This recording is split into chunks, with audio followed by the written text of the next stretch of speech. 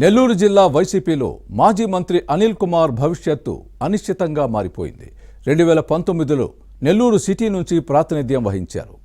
గత ఎన్నికల్లో నర్సరావుపేట లోక్సభ స్థానంలో ఓడిపోయారు. ఆ తర్వాత నుంచి ఎక్కువగా చెన్నైలో ఉంటూ నెల్లూరు సిటీ వైసీపీని పట్టించుకోవడం లేదు అన్న విమర్శలు ఉన్నాయి. పార్టీ నాయకత్వంతో పాటు వైసీపీ క్యాడర్ అనిల్ను లైట్ తీసుకుంటోంది. దీంతో వచ్చే ఎన్నికల్లో టికెట్ వస్తుందో లేదోనన్న టెన్షన్లో ఉన్నారు. మాజీ మంత్రి అనిల్ తీరుపై ఇన్సైడ్ స్టోరీ. నెల్లూరు జిల్లా వైసీపీలో మాజీ మంత్రి అనిల్ కుమార్ యాదవ్ భవిష్యత్తు అగమ్య గోచరంగా మారింది. ఈ నేత పార్టీని పట్టించుకోవడం లేదన్న విమర్శలు ఉన్నాయి. దీంతో పార్టీ లీడర్లతో పాటు క్యాడర్ ఈ నేతను అదే విధంగా చూస్తోంది. 2019లో నెల్లూరు సిటీ నుంచి గెలిచి జగన్ కేబినెట్లో మంత్రిగా పనిచేశారు. గత ఎన్నికల్లో నర్సారావుపేటలో ఓటమి తర్వాత నుంచి నెల్లూరుతో పాటు పేట ప్రజలకు అందుబాటులో ఉండటం లేదు. చెన్నైలో వ్యాపారాలు చేసుకుంటున్నారు. దీంతో పార్టీ బలహీన పడుతోందని క్యాడర్ ఆందోళన వ్యక్తం చేస్తోంది. 2029 ఎన్నికల్లో అసలు పోటీ చెయ్యాలా వద్దా అన్న సందిగ్ధంలో కొట్టుమిట్టాడుతున్నారు. పార్టీలో గుర్తింపు లేదు, జనంలో ఆదరణ లేదు.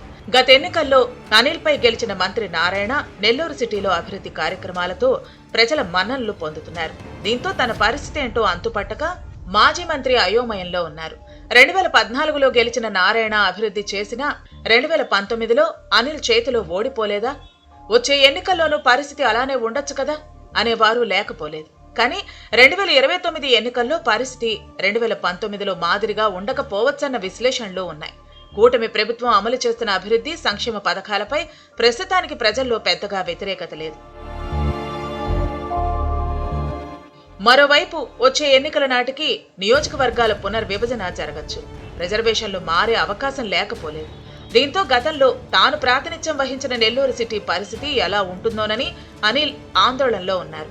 Nellore city, Nellore rural assembly స్థానాలు 3 నియోజకవర్గాలుగా మారే అవకాశం ఉందని రాజకీయ వర్గాల్లో వినిపిస్తోంది. అదే సమయంలో అనిల్ కుమార్ ఎక్కడ పోటీ చేస్తే అక్కడి నుంచి ఇన్ఛార్జ్ మేయర్ రూప్ కుమార్ ని బరిలో దిగాలని చూస్తున్నారు. ఓవైపు అనిల్ కు సొంత పార్టీలోనే శత్రువులు, మరోవైపు టీడీపీ వ్యూహాలతో ఉక్కిరి బిక్కిరి అవుతున్నారు. చెన్నై నుంచి చేస్తున్న రాజకీయాలు వరుసగా బెడిసి కొడుతున్నాయి. సొంత బాబాయి నెల్లూరు ఇన్ఛార్జ్ మేయర్ రూప్ కుమార్ ప్రధాన రాజకీయ శత్రువుగా మారారు. అనిల్ గుట్టుమట్లన్నీ తెలిసిన రూప్ కుమార్ వాటన్నిటినీ ఒక్కొక్కటిగా బయటపెడితే ఈ మాజీ మంత్రి రాజకీయ మనుగడే కష్టమని అంటారు. గతంలో ఇద్దరు వైసీపీలో ఉన్నారు. అనిల్ మంత్రి అవ్వడంలో రూప్ కుమార్ పాత్ర ఉంది. కానీ మంత్రి అయిన తొలినాళ్లలోనే రూప్ కుమార్ ను అనిల్ దూరం పెట్టేశారు. దీంతో అనిల్ తో విభేదించి రూప్ కుమార్ గత ఎన్నికల ముందు ఫ్యాన్ పార్టీ నుంచి పక్కకు జరిగి టీడీపీలో చేరారు.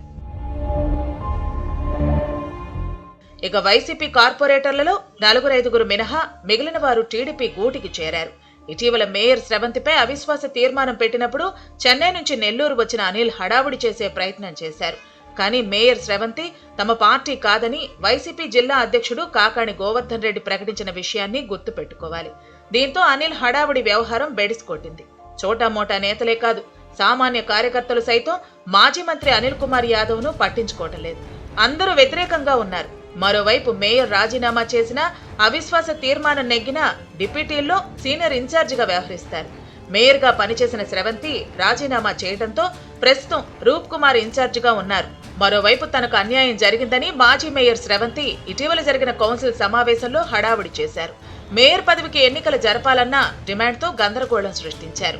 దీని వెనుక మాజీ మంత్రి అనిల్ హస్తం ఉందని అంటారు. ఈ పరిస్థితుల్లో నెల్లూరు రాజకీయాలు ఏ మలుపు తిరుగుతాయో చూడాలి.